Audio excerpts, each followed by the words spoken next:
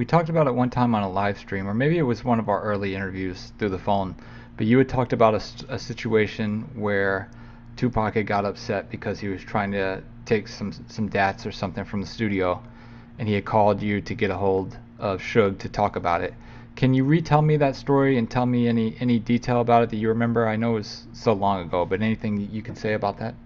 Well, I don't think he called me.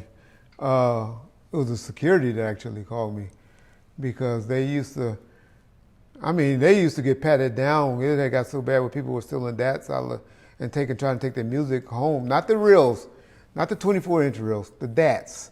Because everybody liked to ride around and listen to their music and all of that stuff. But bootlegging was big then. And now we kind of leak stuff purposely on the streets, people that's in the music business, just to get a feel to see how it was going.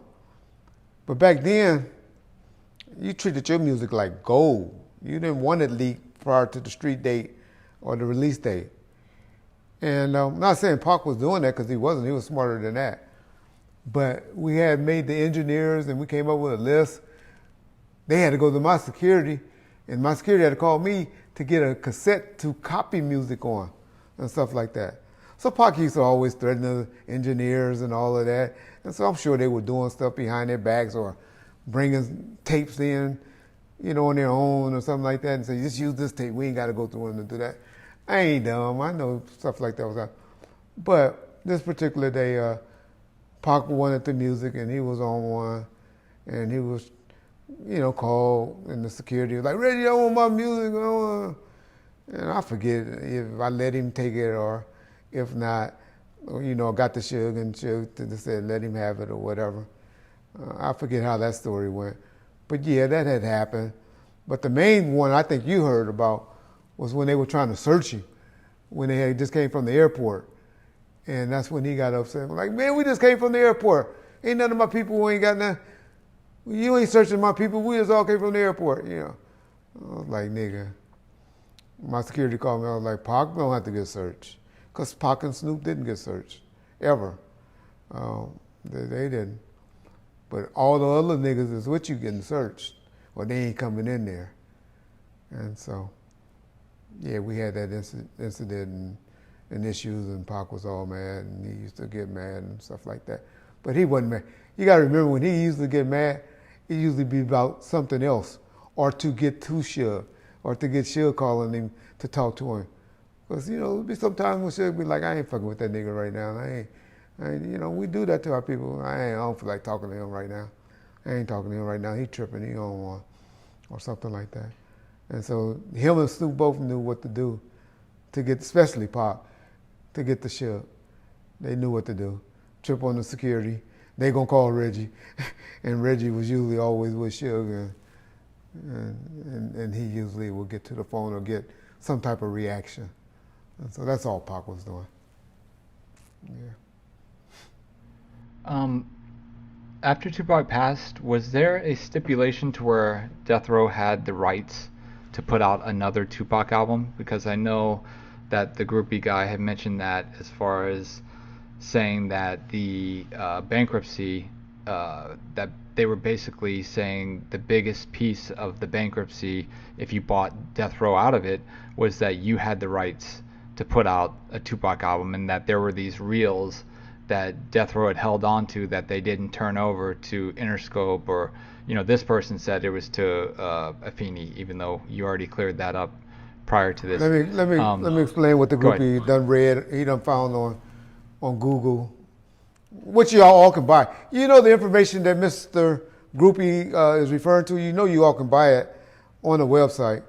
Matter of fact, John, while you up there, were you trying to pull up that website and tell people where they can go buy this paperwork at? If you know where it's at. Yeah. But you can buy it. People sell the agreements online. I got them in there. When I get back right, I'm going to be breaking out paperwork like crazy, since y'all like seeing paperwork, because I got all the paperwork and contracts and stuff, because I was the person that the bankruptcy court sent everything to. But let me just say this. This is how the deal went. I'm going to break the whole deal down to y'all. Of course, Machiavelli was coming out, which came out after he died. So that kills that theory right there, what he's talking about, because Machiavelli eventually came out. But yeah, there was 3 albums done, All Eyes on Me, Machiavelli, and there was another one. They always try to say, well, 3 albums was because All Eyes on Me was a double CD. You got some fools that try to say that and it was 3. I heard they tried to make that claim before. I'm talking about the attorneys. So he did 3 albums. He did a double one, then he did Machiavelli. And but that didn't hold water. But forget all of that. This is what he's referring to, that he found that his comprehension. Well, you know what? He did his opinion. I'm just gonna call him opinion, because it's like an asshole. We all have one, right? So that's what his opinion is to me. But what happened was, we did a deal with the estate to put out all I don't want to mess Suge up a little bit, because I told him, I said, there's only about 3 or 4 albums left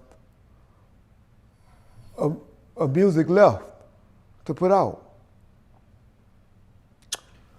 And so the deal that Suge had me negotiate with them was, we was going to do 3 albums on Tupac, which we ended up doing, I think, like 4 or 5. But just to kill it, we was going to do 3 albums on Tupac.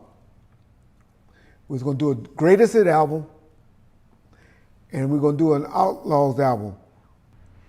So there was Tupac Still I Rise album, and then there was, of course, the ones we eventually did Until the End of Time, Better Days.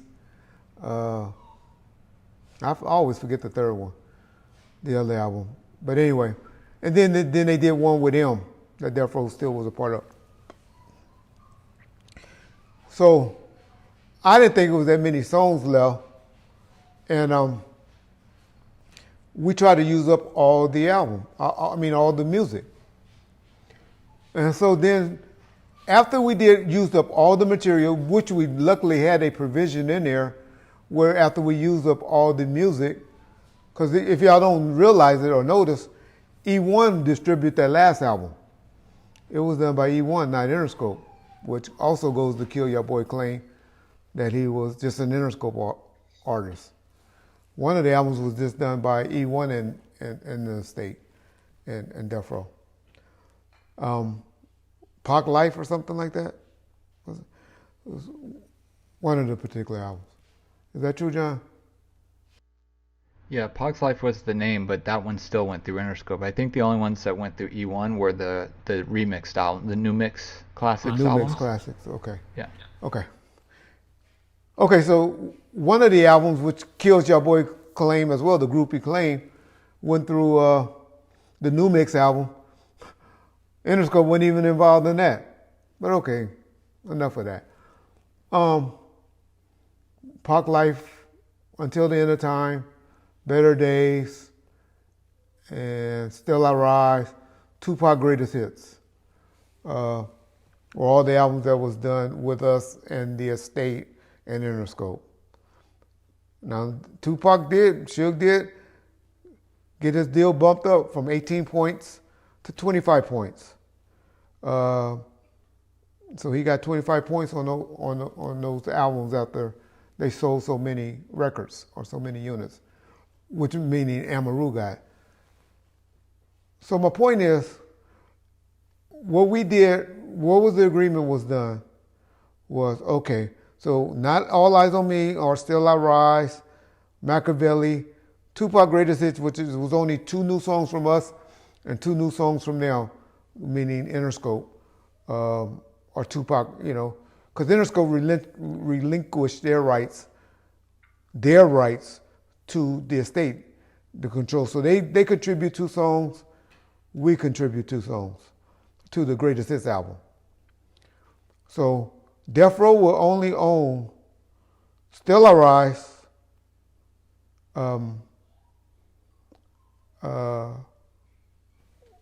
All Eyes on Me, and Machiavelli.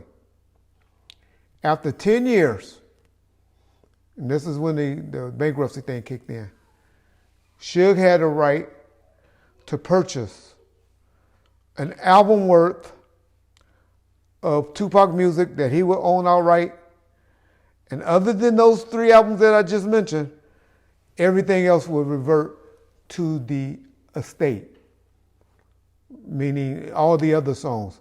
So what my plans was is to buy all the hits. I was like, okay, we just go and get all the Stones that wasn't out, not All Eyes on Me, not Machiavelli. We were always on those recordings. But any songs that were put out during that time other than in album work, now that's where it got crazy, Suge Knight. He was like, well, we only put out double CDs, so it should be a double. It's 24 songs. And they would always say, no, you're only getting 12 songs. So that was going to be an argument. We always said, okay, we'll deal with that in 10 years when it's time to split. But the bankruptcy came prior to that. So that's what he's reading into that he doesn't understand or knows. But that's what happened with the separation agreement or the agreement that we made when we made the settlement, that we were to own an album worth of songs in 10 years once everything was put out. So yeah, that's what the deal was.